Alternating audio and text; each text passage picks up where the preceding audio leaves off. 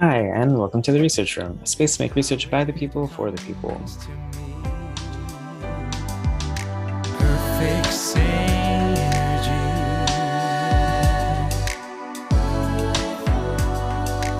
And we have another episode of Falsifiable Fridays, and we are going to be talking about how to improve memory, hopefully in a fun way, although I'm going to start with some not so fun stuff. Um, so, a problem that we're going to be having as a society in the next 20, 30, 40 years is probably a growing rate of dementia. And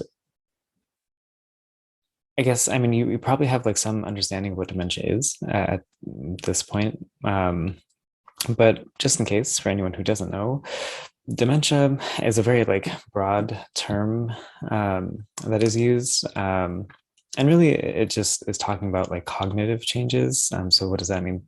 So like impairments in like thinking and speaking and like feeling and any other thing that you can think of when it comes to your brain functioning. And so there's a few different types of dementias. It's not just like one thing. You can have different types, and those will have different like consequences. And also, I guess I'll say that like we were probably more familiar with dementia later on in life, which makes sense, because that's also like when these symptoms might be most like pronounced. But dementia usually actually like is apparent when you're younger, when you're 30, when you're 40. And I mean, there's various reasons for that, of course, but like knowing that dementia starts that early and that there are like signs, even if they're not like fully in your face just yet, there are ways that we can like combat that, right? So, when it comes to like different types of dementia, there's I'll name a couple just so you get a sense of like what is out there. Um, so there's this thing called frontotemporal dementia. That is only in reference to the parts of your brain that are mostly being affected here. So this is all the stuff that is around here, frontal lobe, temporal lobe, which is on either side, on both sides of your head. And so for this, I mean, if you remember some of the stuff that I was talking about last week, um, this is all to do with like, I mean, higher level like sorts of thinking, right? So the stuff that deals with like abstract thought and like also judgment, um, the ordering of things, the when you should do things, organization, like even movement that goes into this. Um, there's those kind of aspects that definitely get like worn out when it comes to this kind of dementia. There's also the other stuff of like just generally thinking and who you are as a person. So like how you are expressing yourself. So whether that is like through your words, but also like in your behaviors, potentially you will be a little bit more irritable. You'll be just like it's more frustrated, right? Like you are losing parts of yourself, and you know that you're losing parts of yourself, and also the parts that are there to like help regulate your emotions when it comes to all these kinds of things. Those are also wearing away. So like, there's a lot of reasons for why that kind of stuff happens. There's like normal things that also happen. So like most people are going to be aware of like Alzheimer's. It's the most common dementia. Um, Honestly, like kind of everything wears away when it comes to this type of dementia. Um, of course, there's like the memory loss sort of stuff, the general like confusion and like not knowing where you are, who you're interacting with, being stuck in the past, like those kinds of like loops, like you're not sure if you've said something already. But then also there's like the emotional personality sort of things that also like happen alongside this. So um, yeah, depending on what kind of dementia you have, you'll treat it in a slightly different way probably. but maybe there are like skills that like help prevent some of these things happen, or at least prolong the onset of some of these things. I imagine it'll be more than just prolonging it. Like I think you might be able to really prevent some of this, but I mean that's kind of an opinion. Because I mean there are, of course, behavioral factors that go into whether or not somebody has dementia. There's plenty of genetic factors as well. So I mean, just as we age, the things that are happening in our brain, that is going to potentially have a lot of impact on whether or not you end up developing dementia, and the severity of it as well, right? The speed at which it progresses. Um, so as you age, that naturally happens when you're in your 50s, 60s, 70s. Um, there's other things of like if someone in your family has had it, there's more likelihood that you're going to have it as well. And I mean that is because of the genetic factors. So like if your parents have it, if you are somebody that has dementia, you're more likely to pass it down now to your children. So there's that as well.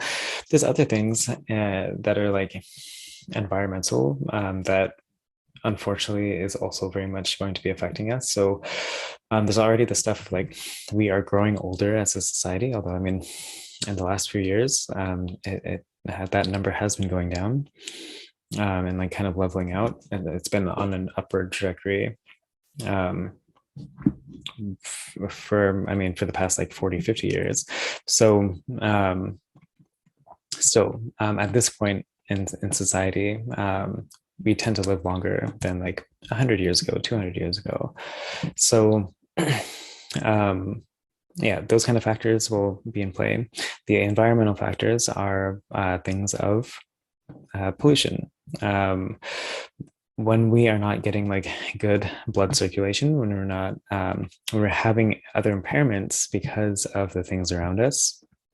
Stress could be one of those things, of course, but like literally just what we are ingesting into our bodies, which unfortunately is not so great these days, and will continue to get worse because we as a society like refuse to like make something different about how we choose to live. Of course, that is a topic for a different podcast, but it needs to be said that yeah, I mean literally our air pollution that is in the air, like that is going to increase the chances of having dementia. So if there weren't already enough reasons to like do something about climate change, this is and yet another, right? So we have all these things that are happening, and these things will continue to get worse as we get older, like generationally, not just like individually. Um, what can we do about that? So the article that I'm going to be talking about today, they talk about what I'm going to call brain games.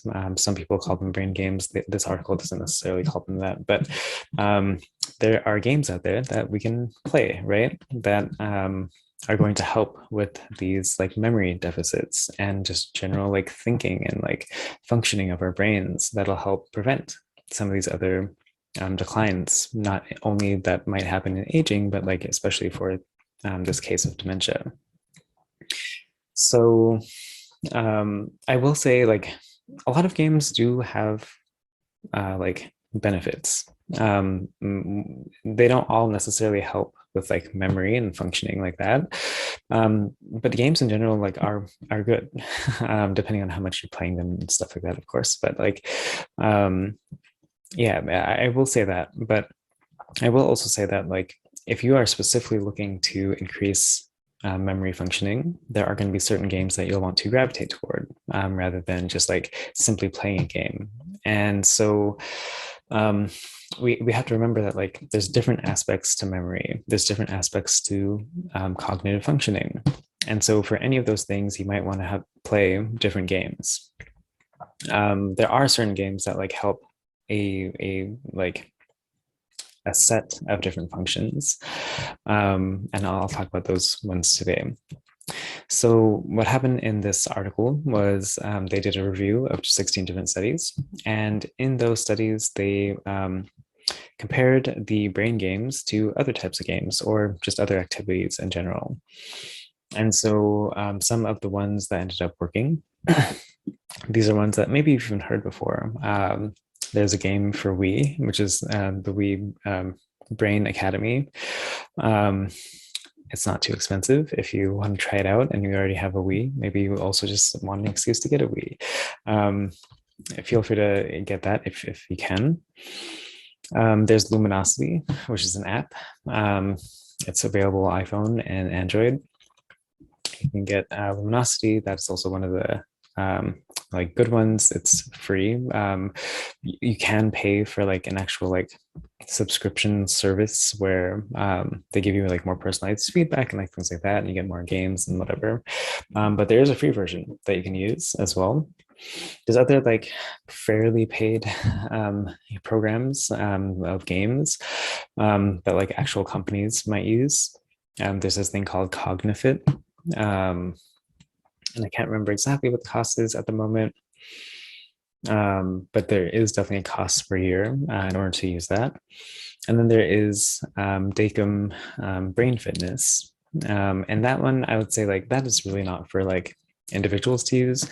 That's really for like people that have like homes for elderly people that if they have like I don't know maybe 20 residents or 50 residents or 100 residents, like they can buy this like package to be able to disperse these games and like the functionality to all of the residents that are there. It's pretty expensive, so I would not recommend that for individuals, but it is out there in case you are interested. um, okay, so all these kinds of games, they end up working. I also recommend just trying them out. I recently tried them out. I thought they were pretty fun. Um, but yeah, if you get the chance, try them out. See if you also end up having any increases in your own functioning.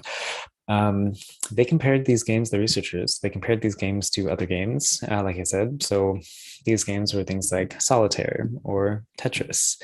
Um, there are a few other ones. Oh, they compared it to The Sims as well, and other action games. So that was kind of fun. But like I said, yeah, right. So like certain games will have certain benefits. So like if you think that you will have all these benefits with like playing The Sims, I mean maybe there's some, right? But as far as like what's actually going to help target some of these specific memory kind of functions, um, things like luminosity might be better. So what does it help? It helps this thing called processing speed. So that is, I mean, if you think about all the things that we have to process and how long it takes to like actually process it. So like you might see something, you might have like a bit of a delay before you actually realize like, oh, like that's what that is, or like, oh, that's what they were saying, or oh, that's what I end up reading on this page or whatever, right? That is the whole idea of processing speed. You can decrease some of that delay with some of these games. There's also working memory increases. So that is just potentially how many items that you're able to like hold in memory at once and like kind of work through, solving like complex sort of like problems and things like that have a lot of like pieces or like moving parts to them. You'll be able to better do that. There's executive functioning that all deals with like how you're like ordering your day and like your tasks and things like that. There's a little bit of like concentration that also goes on with that. There's verbal memory as well that it ends up increasing. So what are people saying? Are you able to retain that information? What are you reading? Are you able to retain that information? This also helps. So those are the main things that ended up helping. There were two things that, at least on average, it's not able to help, which is the visual spatial performance. That's all stuff when you are looking at things and thinking about like depth perception and like rotation and like things like that. The perception of images and all that. It doesn't necessarily help that. It also doesn't necessarily help just like straight attention to something. But there are other games out there that do help with that for sure. So yeah, that's the overview of what happened here. So cool, right? That's fairly good, I would say. Just by being able to play games, you are able to increase processing speed and working memory and executive functioning and verbal memory. Not bad, right? Um, I think the more important part here is going to be these questions that I have about this stuff, and questions that I hope you have about this as well. If you want to try applying this to your own life, I hope you have these questions as well, and you don't just take my word as like, oh yeah, that's the truth. So, what are these questions, right? So I gave this overview of what this paper was and what the findings were. There were a lot of things that I did not mention.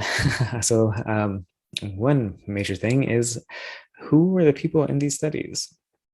And that would answer the question, for whom does it work for, right? We have to know who was in these studies in order to understand, is this something that I can and want to apply to my own life? So maybe you kind of already assumed that, like, oh, like, I mean, I'm talking about this, so like this must be meant for me, like whatever, whoever you are. Maybe you are of a similar age to me, maybe you're younger than me, maybe you're older than me, whatever, it doesn't matter. Um, I haven't actually said who this was. So in this case, this was for adults that were 60 and older. All the participants in these studies were 60 and older. So makes sense, right? These are some of the people that might be the most afflicted by memory kind of deficits and things like that. So yeah, this is who the study was designed for, and this is who they ended up testing in order to see if these games end up working. Cool. But does that now like change your opinion on like, can I use this information? Like, is this helpful to me? Should I not get luminosity? Um, no, I don't think so. I think even though, yes, they tested it for people that were older, I think, I mean, certainly likely at least. I mean, I guess you never know what's going to happen, but it's very unlikely that like it's going to cause harm if you do something like this.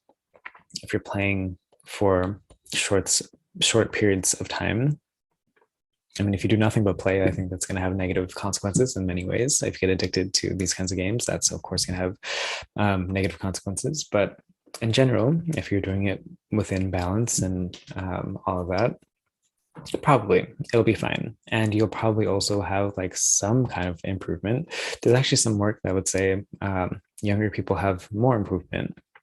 Maybe because there's still more flexibility in younger brains compared to older brains. So that is part of this idea of like, for whom does it work for? There's other parts of this though, which is everyone that was in the study, they were healthy people, self-rated as healthy. They were people that didn't think that they had like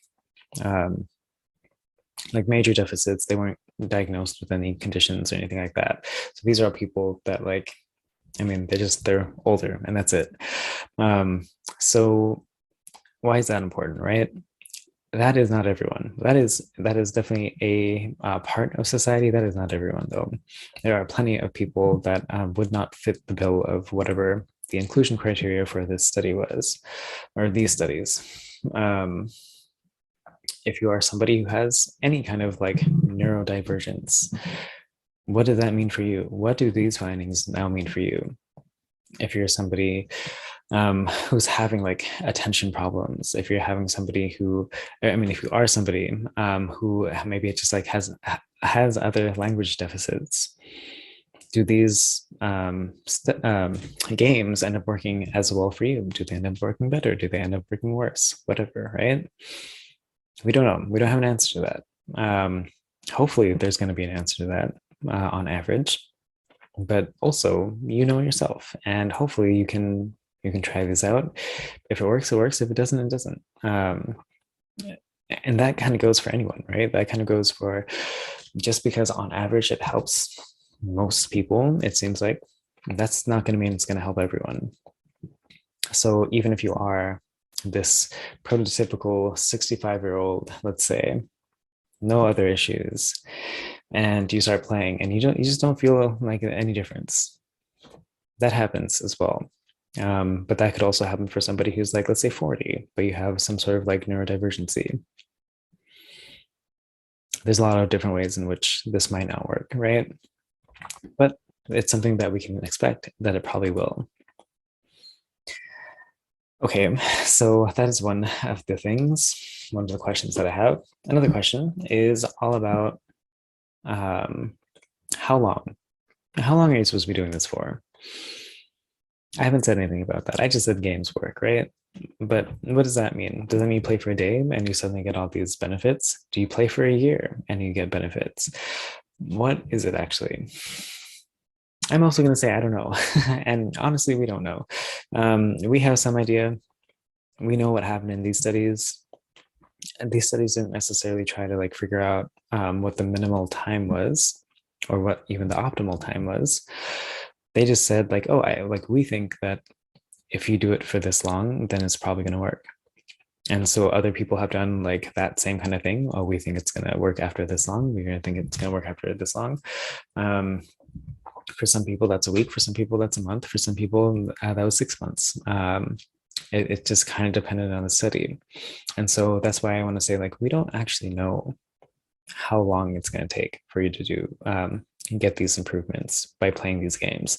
What we do know, though, is the average when it came to these games and these studies. People had 40 20-minute sessions. So they did a 20-minute session 40 different times on average. That is kind of a lot, right? Like it's not it's not a short amount of time. Relatively speaking, it is, of course, 40 sessions. If you're doing multiple sessions a week, that's not going to take too long. Even if you did like, let's say 4 sessions a week of 20 minutes, right? That's not going to take all too long for you to have like these nice benefits from playing these games. Does that mean that like there's something magical about that number? No. And also for some people, it might not take that long. For some people, maybe it's really like 20 sessions. Maybe some people it's 40 sessions, but only 5 minutes each. I mean, it just kind of depends on your situation and also what you can make work for you, right? Like there's these other practical kind of like considerations that we should be making. So there is that idea. There is also for each of these different like outcomes, maybe that is for processing speed, maybe that's for working memory. It might take a little bit longer or shorter for each of those things. It depends on what games you're playing. It depends on what program you go with, right? We just know like on average, like this is what ends up working, but that does not actually mean that this is how it's going to work for you. So keep that in mind. Still, I would say it's worth trying, right? 20 minutes isn't all too long. Spaced out across the week, across different months, that's not too bad. The last point, last question that I have. This one I really don't have an answer to be honest. I have like some thoughts, but I don't have an actual answer. And so that question is, what do we do for people who don't have access? If you're somebody who's watching this, you probably have access, right? I mean, you at least have access to internet of some sort. Maybe that's through data, maybe that's through Wi-Fi, but you have some sort of internet access. What do you do for the people who do not have that same access? That's a lot of people still. Like, yes, most people, at least in America, have access to varying degrees, but that is not everyone. And that it is a significant enough portion of the population that does not have access that we should be thinking about that on how do we make sure that this is not just something special for the privileged, but for people who are not able to either get a smartphone, or maybe they don't have a computer, or maybe they don't have that internet access. What do you do? And like I said, I don't have a real answer necessarily, other than you would need to do things in person. You would need to put in the effort to actually get to people, make these games available through other means. Are people doing that? Mostly not, right? but it is necessary in order to really make sure that we are approaching these problems in an equitable fashion.